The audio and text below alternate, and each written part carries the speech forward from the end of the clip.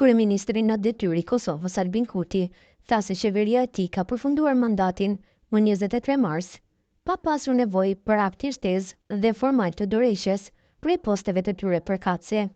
Ligji për qeverinë obligon të japin dorëheqje anëtarët e qeverisë që kanë fituar votat e mjaftueshme për postin e deputetit në përputhje me nenën 29, paragrafi i parë.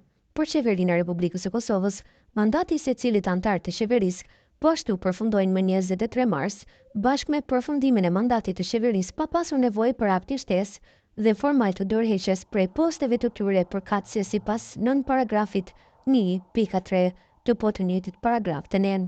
Më 23 mars 2025, mandati i plot 4 vjeçar i qeverisë së Republikës së Kosovës, të udhëhequr nga unë si kryeministër, përfundoi zyrtarisht dhe kaloi në fazë kalimtare të funksionimit si qeveri në detyrë, e cila efektivisht është sikur qeveria në dorëheqje e mandat të vetëm mahershme të tjerëve. Kjo është hera e parë për një qeveri të Republikës së Kosovës e cila ka përfunduar me sukses mandatin e plot kushtetues, duke shënuar një kapitull të ri të stabilitetit institucional në Republikën tonë demokratike. Kurti tha se në këtë rast, ligji parasheh që qeveria dhe të gjithë anëtarët e saj vazhdojnë të kryejnë detyrat e tyre, duke respektuar plotësisht kufizimet e parashikuara nga neni 30 të ligjit të lartë cituar, si dhe kërkesat e Kushtetutës së Republikës së Kosovës.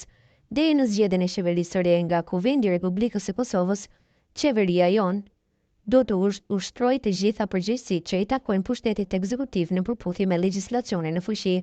Kjo vendos qeverinë në një rol kujdestar për të garantuar vazhdimsinë, sigurinë dhe funksionimin e pandërprerë të shtetit në zbatim të Kushtetutës dhe ligjeve.